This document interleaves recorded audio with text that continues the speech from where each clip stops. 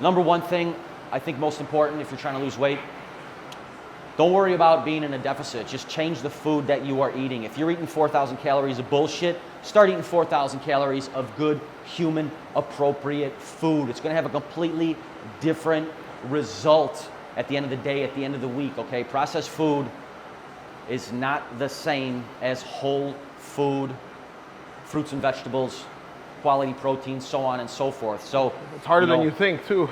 It's much harder than you think, trying to cut out these addictive foods, a high carbohydrate diet, the standard American diet, it's not going to be easy, okay? So why try to limit yourself and remove the foods that you love? Don't do that at the same time. Just eat a surplus, an abundant amount of the right foods, and then once you can adapt to a lifestyle, to a different lifestyle, to a healthier lifestyle, to cooking your foods and not going to the drive-through. Once you can adapt to that, then you can worry about removing the amount of foods that you eat. But like I've been telling him in the beginning, eat your eggs, eat your proteins, eat your steaks, eat your fruits and vegetables, right? Stay away from the sugary drinks. Absolutely no pop, absolutely no processed foods, no alcohol. If you're trying to be serious and you really want to get from A to B, you got to remove these things, okay? There's going to be times where you can enjoy yourself, look at the calendar, mark it off, take 1 or 2 days out of the month. But if you're really taking 1 or 2 days out of the week, a couple cheat meals, a cheat day during the week, you're never going to move that needle, right? You're going to hit a plateau faster than you think. And we're here to get sustainable results for the long term. The slow, long results are going to be better than the fast, immediate results that are not sustainable. So we got a scale here today. We're going to throw them on the scale for the first time, see what's going on exactly. And like I said, for the first couple of weeks, we've just been focusing on making the right changes. We don't want to worry about what the scale has to say, because to some people, especially in the beginning, that could be very detrimental if they're not seeing this scale move. What's better is just knowing that you've been making healthier changes. You've been saying no to the temptations in the outside world. And that's exactly what he's getting a lot better at. So he's a former athlete, high school. He's done a few things in his day. I could tell he's got some strength under here, and we're going to use that to our advantage. He's definitely not immobile. He's flexible for his size.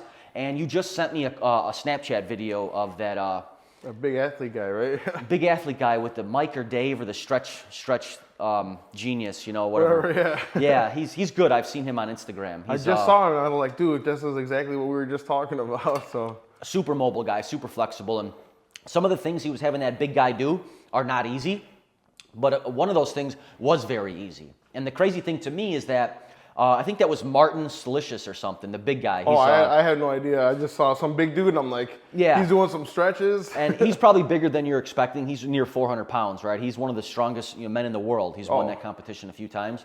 And that stretch artist got him in a couple weird positions.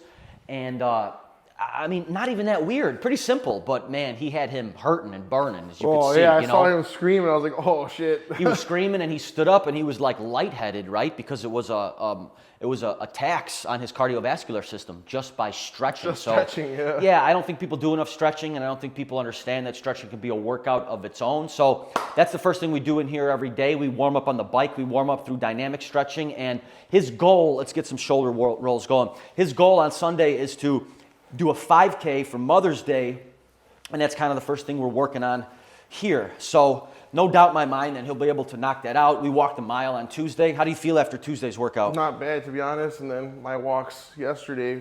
Reverse it? Nice. It wasn't terrible. Good. So, did you eat clean yesterday? Mm-hmm. Nice. Yeah, I just had some chicken. And okay. What was it, rotisserie chicken and stuff like that. So it wasn't bad.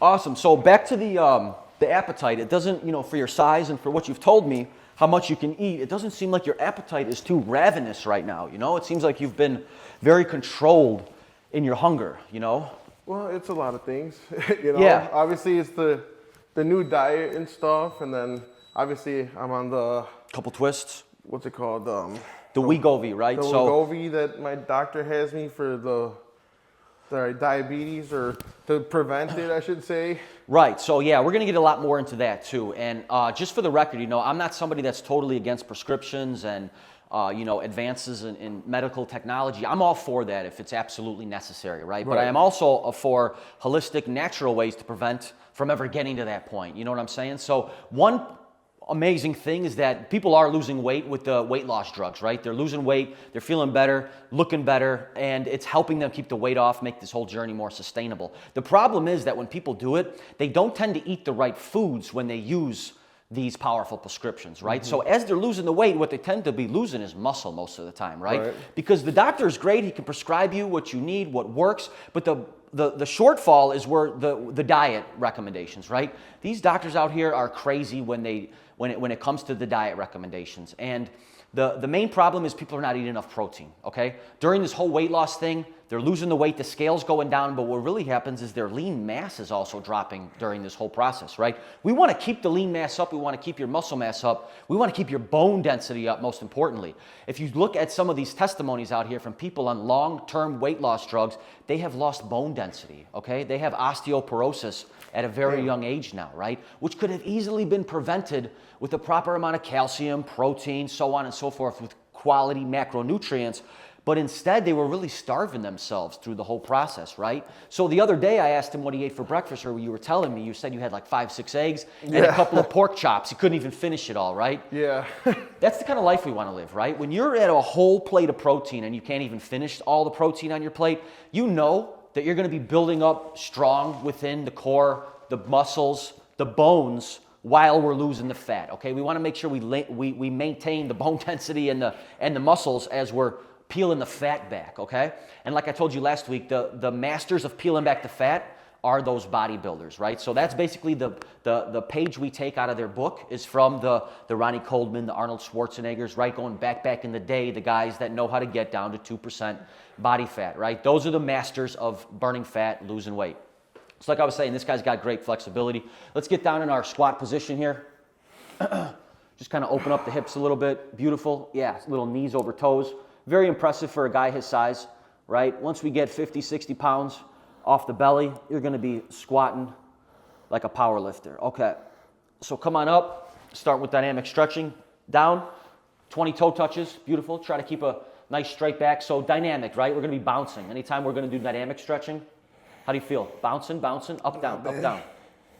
Fast. Yeah, there we go. Beautiful. So the idea here is just to focus the blood flow into the lower back, the hips, the glutes, the hamstrings, because like I've been explaining, right, that's what the part we want to bulletproof. That's the part we want to warm up. Well, first and foremost, we always warm up from the back to the front because that post-exterior chain is part of the body that we use more than people ever, realize, right? And that's how we've been. He's a plumber. That's his career. So he knows all about bending over, picking heavy shit up, and he knows all about guys injuring themselves doing the most minimal type things, probably just because they're a little overweight, out of shape, tight in the hips, tight in the back, not warmed up beginning of the day.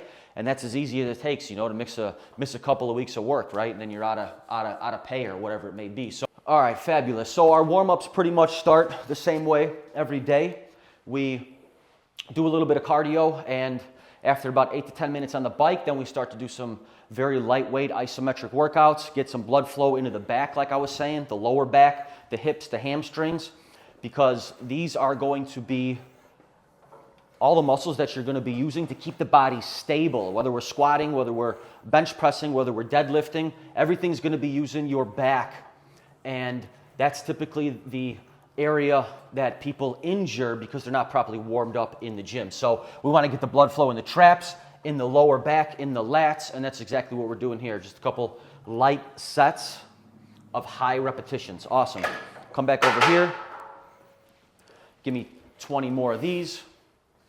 And then we're going to do a couple sets of body squats. We're basically going to replicate the workout that we did on Tuesday, and like I was saying, he's got the 5K on Sunday. So our focus is getting the heart rate up, getting the heart rate able to take 6 laps out there, which is 3.1 miles of walking-ish, right? So the 5K. Beautiful, beautiful. So come back over here. Set up with me right in front of me. We're just going to work on 10 body squats. You know what to do. Beautiful. 2. Range of motion is great. 5 more.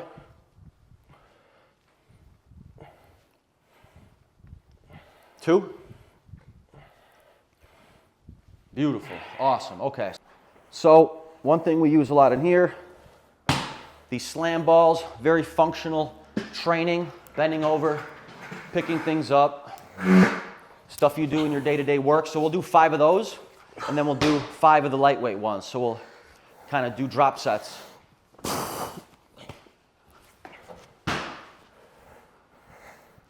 During this circuit. Good job, good job. 3. Nice work, give me 2 more.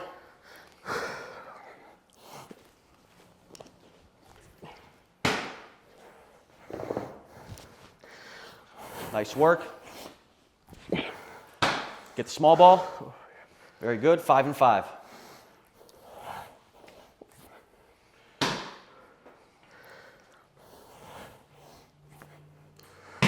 Fantastic. So the idea here is to basically keep the heart rate right at that anaerobic threshold for the whole 45 minutes. That is the part where the body's burning the most fat for fuel. 2 more of those.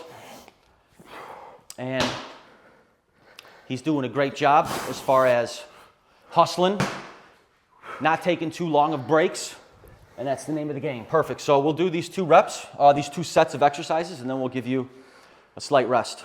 Yeah, the one I hate the most. 10 reps, you got it. Nice one. So the push press, the thrusters, very simple exercise, right? Squatting down, keep the chest up. Form is good. There we go. 5 more. Get the whole body into the workout. Get the heart rate up. Very good. 2 more. Solid, solid. Wonderful. Okay, so our goal here is 3 sets of this little circuit training. And then we are going to do, he's going right into it, man. See, he wants it. Good job. And then we're going to get out there and get a couple of laps around the track, and we're going to do a little variation of one first.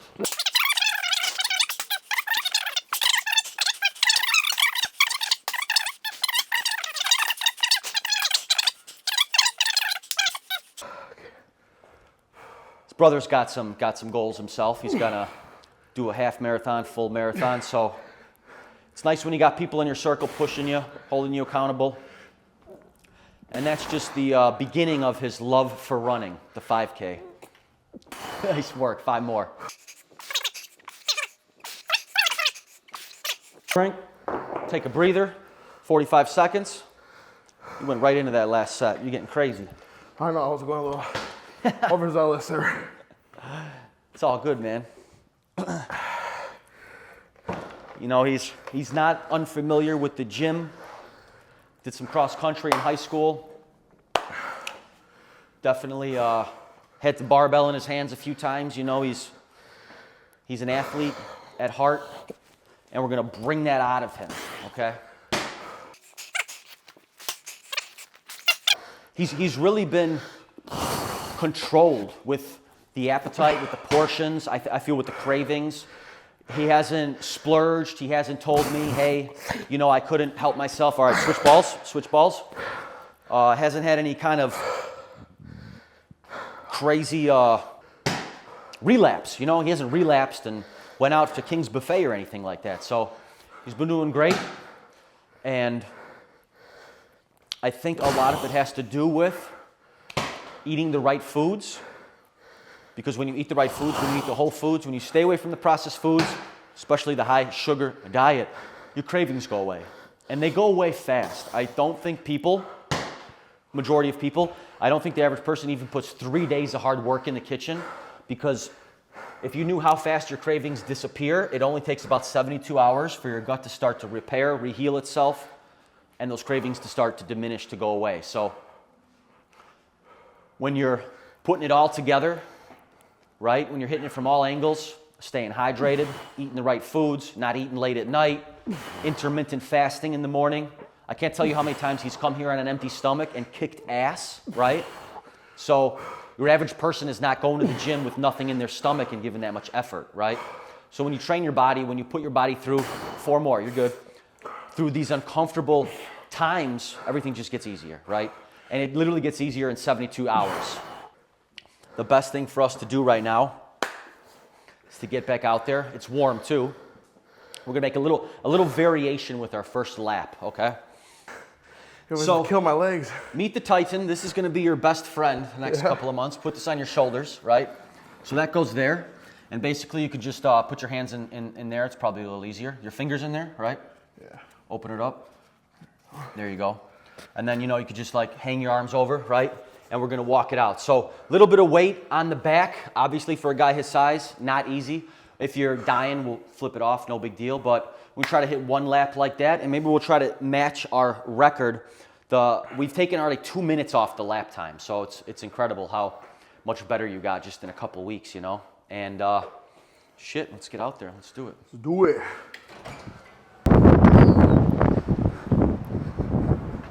We out here.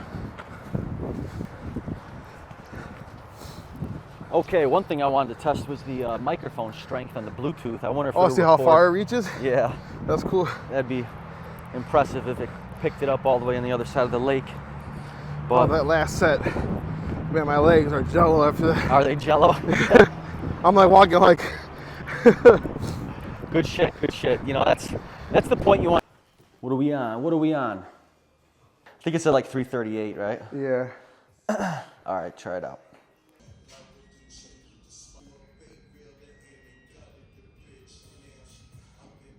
338. All right. How do you feel about that? Not the proudest. Is it more or less than you thought you were at? I thought it was closer to like 335, but Okay, yeah. okay. No worries. We'll take care of it. I've seen so many types of people go through this journey or try to attempt it. Dude, and I think that they're full of shit. You know what I mean? They lie a lot. Like I've told you, a couple of the other people, a couple of the other big guys in here, many, many months go by. No changes are made on the scale, right? If we are not craving White Castle and you're not out on the weekends drinking alcohol, I mean, there's no reason that the scale shouldn't move. If you're eating how you tell me that you're eating, protein, a little bit of food in the morning, you're going to eat a good meal today, right? You're going to go home. Yeah, I got some pork chops and some steaks and stuff Fantastic. that I cooked the other day. So great. So, we don't want to lower your calories too much, get crazy with it. So go home, eat a good meal, but stick with the food groups, right? Who cares about the calories? Stick with the food groups, the pork chops, the steak, the eggs, the bacon, all that good stuff. The scale's going to move faster than you think it will. And maybe you weren't at 335. Maybe you were 345. Who knows, what it was. But now we have our number. We're dialed in. I'm going to hold you accountable to this. And I will make sure. I want to see some pictures of your meals as we're moving forward, right? I'll text you more often. I want to know what you're doing outside of the gym. I only see you for 2 hours a week, man. Anybody, if somebody exercises 7 days a week, that's 7 hours probably of intense exercise in the gym. There's a whole 23 hours in the day to fuck up, right? Yeah. Okay, mess it all up. 2 hours a week, I see you. We're talking about all the good things that we're supposed to be doing. Don't, fall off track for, 5 days and, 48 hours or whatever. So, yeah, I mean, that's the name of the game. You text me anytime, dude, and you need questions and shit like that.